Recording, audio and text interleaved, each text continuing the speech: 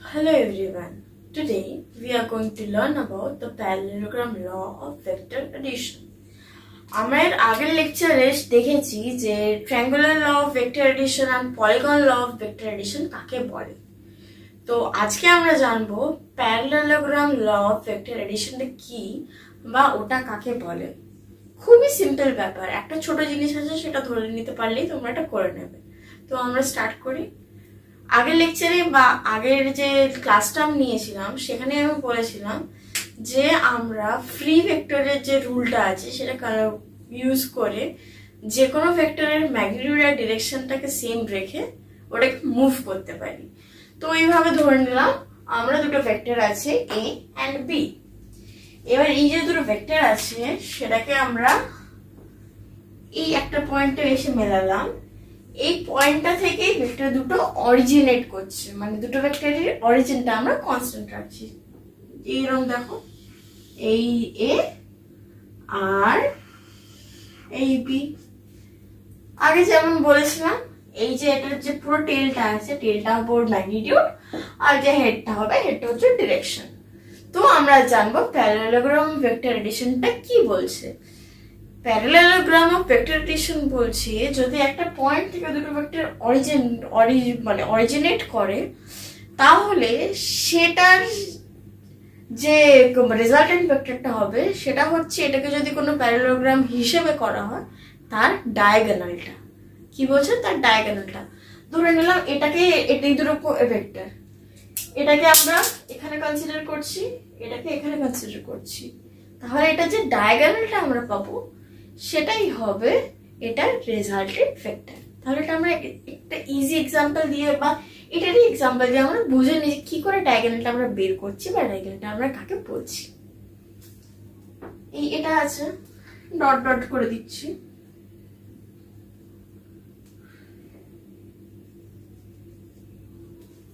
Ignore the drawings. হয়ে গেল এটা একটা প্যারালেলোগ্রাম। এবার ল অনুযায়ী কি হচ্ছে, এখান থেকে এন্ড টু এন্ড জয়েন করলে এটা হচ্ছে আমাদের রেজাল্টেন্ট। পেয়ে গেলাম আমরা এই দুটো ভেক্টরকে অ্যাড করে এটা রেজাল্টেন্টটা পেয়ে গেলাম। এবার এখানে একটা ছোট্ট মজার ব্যাপার আছে। আমরা এটাকে কি বলছি, এটার প্যারালাল এটা, তাই তো? দেখো এটার সাথে এটা কিন্তু প্যারালাল হচ্ছে, এটার আর এটার ম্যাগনিটিউডটাও সেম হচ্ছে, ডিরেকশনটাও সেম হচ্ছে। তাহলে আমরা এই বি ভেক্টরটাকে লিখতে পারি এই, এটা এ যেমন ছিল এটা আছে। এবার আমরা বিটাকে এই যেমন এখান থেকে এখানে ডিসপ্লেস করলাম, সেরকম লাগছে না? Triangle law of vector addition.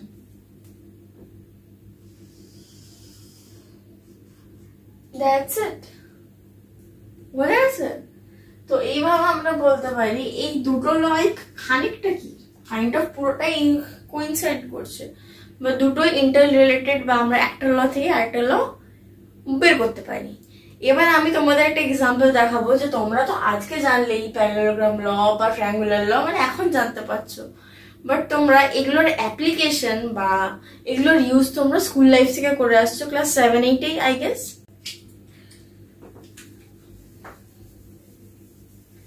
দেখি তোমাদের কেমন তোমাদের স্কুলের লেসন গুলো বা স্কুলের চ্যাপ্টার গুলো মনে আছে। তোমাদের মনে আছে তোমরা স্পিড এন্ড ডিরেকশন করার সময় ম্যাথসে একটা করতে রিভার বেড নিয়ে, যে একটা নৌকা এখান থেকে ছাড়লো এখানে পৌঁছালো কত দূরে বা কি করে পৌঁছালো, সেটা মনে আছে? তো আমরা জাস্ট ওটাই জাস্ট একবার ঝালিয়ে নিই। দেখো ধরে নিলাম এটা একটা নদী, নদীটার কি ভেলোসিটিটা সেম থাকবে, স্পিড। তুমি বলছো তুমি স্কুলের লেভেলে বলছেন আর আপনি ভেলোসিটি বলছেন, এটা হয়ে গেল স্পিড। স্পিডটা সেম রইল, এটা ধরে নিলাম ভি হলো। এবার মজাটা হচ্ছে, এবার তুমি এখানে একটা বোট আছে,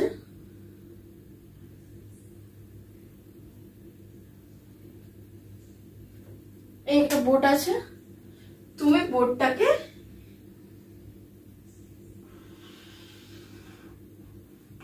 এইভাবে চালাতে চাইছো, ইঞ্জিনটা এমন স্পিড দিয়েছো বা ইঞ্জিনের স্পিডটা বা গাড়ির ভেলোসিটিটা এইভাবে, এটা ধরে দিচ্ছি স্পিড অফ রিভার আর এটা হবে V of engine,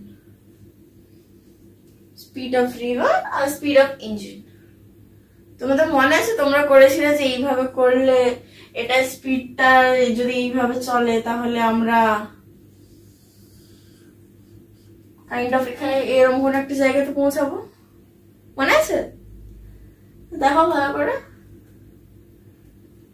same velocity না? এক্স্যাক্টলি।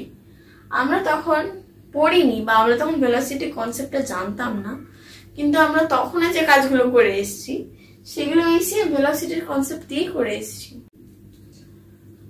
আমরা এতক্ষণ কি শিখছিলাম? অ্যাডিশন অফ ভেক্টরস, মানে আমরা দুটো ভেক্টর আছে, দুটো ভেক্টরকে অ্যাড করে কি পাচ্ছি, বা দুটো ভেক্টর অ্যাডিশনটা কি হচ্ছে, বা দুটো ভেক্টর কে নিয়ে আমরা কি করছি সেটা আমরা এতক্ষণ শিখছিলাম। এবার আমরা যে দুটো ভেক্টরকে বানাচ্ছিলাম বা তখন আমরা কি করছিলাম, একটা ভেক্টরকে অ্যাড করে দুটো ভেক্টরকে অ্যাড করে আমরা থার্ড ভেক্টর বানাবার চেষ্টা করছিলাম, কিন্তু এখন করব না। এখন আমরা এই যে একটা ভেক্টর আছে সেটাকে আমরা ভাঙার চেষ্টা করব, মানে এটাকে ভেঙে, এর একটা ভেক্টর আছে ধরো, এটাকে আমরা ভেঙে দুটো করে দিলাম, মানে আগে যে অ্যাডিশনটা করছিলাম পুরোপুরি তার অপোজিট। এবার তোমরা বলবেন যে আমরা যেমন অ্যাডিশন সাবট্রাকশন করেছি মাইনাস করে দেবো, কিন্তু না, এখানে মাইনাস করলে হয় না, এখানে মাইনাস জিনিসটা খাটে না। তাহলে আমরা কি করব? এটাকে বলছে রেজলিউশন অফ ভেক্টরস। আমরা ভেক্টর সেটকে দুটো কম্পোনেন্টে ভাগ করব। তার মানে রেজলিউশনটা কি? রেজলিউশন অফ ভেক্টরস মানে যখন আমরা একটা ভেক্টরকে ভেঙে দুটো ভেক্টর বানাই, যে দুটো ভেক্টরের সামটা হচ্ছে এই ফার্স্ট ভেক্টরটা, সেটাকেই, সেই প্রসেসটাকে বলছে আমরা রেজলিউশন অফ ভেক্টরস। এবার রেজলিউশন অফ ভেক্টরস করার জন্য বিভিন্ন পদ্ধতি হয়। এই লেভেলে আমাদের শুধুমাত্র রেক্ট্যাঙ্গুলার কম্পোনেন্টস অফ ভেক্টরস এর কাজে আসবে, মানে যে কোনো ভেক্টরকে তার রেক্ট্যাঙ্গুলার কম্পোনেন্টে ভাগ করা। এবার তো আপনারা বলবেন, মানে তোমরা বলবে যে এটা কেন? কারণ আমরা সবাই তো ম্যাথস, মানে এই যে ভেক্টরসটা শিখছি, আমাদের ম্যাথস ছাড়া তো আমাদের বিভিন্ন সাবজেক্টে কাজে আসবে, যেমন ফিজিক্স। তো এখানে আমরা মেইনলি এটা রেক্ট্যাঙ্গুলার কম্পোনেন্টটা ইউজ করি, তাই জন্য আমরা এখানে আপাতত রেক্ট্যাঙ্গুলার কম্পোনেন্টে ভাঙাটাই শিখে নিচ্ছি। কেমন?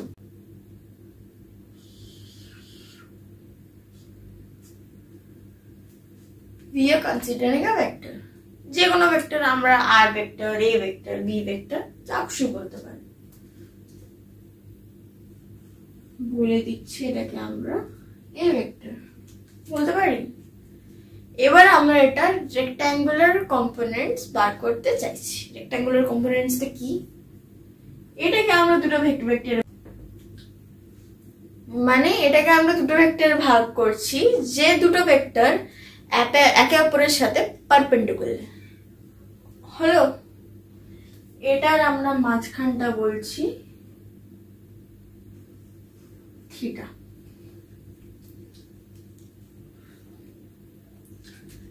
এবার আমরা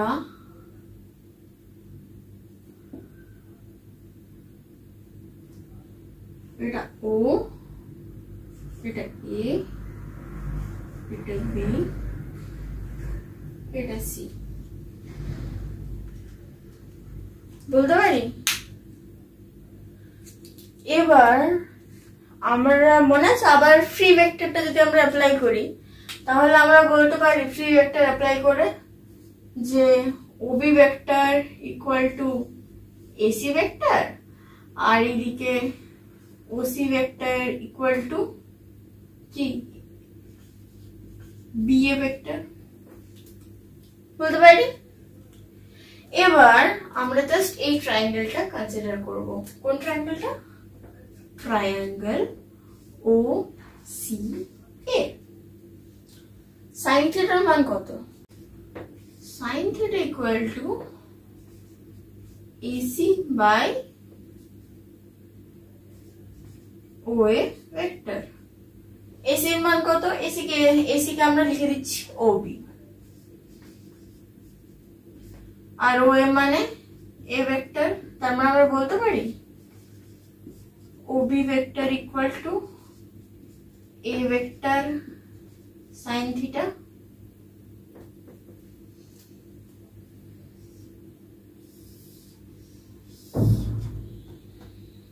বলতে পারি। এবার আমরা cos থিটার ভ্যালু বার করব। cos থিটা কত? b/h মানে OC বাই OA, মানে OC vector by A vector. তার মানে বলতে পারি OC vector equal to A vector cos theta. কত সহজেই আমরা এই A ভেক্টরটা দুটো কম্পোনেন্ট, হরাইজন্টাল আর ভার্টিক্যাল কম্পোনেন্টে ভেঙে দিতে পারলাম, মানে এটাকে রিজলভ করে দুটো ভেক্টরে আমরা ভেঙে দিতে পেরেছি। এখান থেকে আমরা পেলাম এটা হবে A cos থিটা আর এটা হবে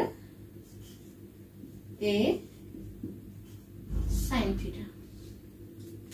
এবার আমরা চেক করে দেখি তো এই দুটো ভেক্টরকে অ্যাড করলে আমরা A পাচ্ছি কিনা। OB vector plus OC vector, formula কি ছিল? A square plus B square plus 2AB cos theta. এবার একটা জিনিস মাথায় রাখতে হবে, আমরা কিন্তু রেক্ট্যাঙ্গুলার কম্পোনেন্টসে ভেঙেছি, তার মানে এই ভেক্টরটা আর এই ভেক্টরটা যে 90 ডিগ্রি করে আছে, এখানে কিন্তু সেই ভেক্টরটা আমরা যে এই থিটা বলছি, এই থিটা না, আমরা এখানে এই ফাইটা নিয়ে কাজ করব, কারণ আমরা এই দুটো ভেক্টরকে অ্যাড করছি। কেমন? তাহলে কি হবে? OC ইকুয়াল টু OB মানে A square sin square theta plus A square cos square theta plus 2 A square sin theta cos theta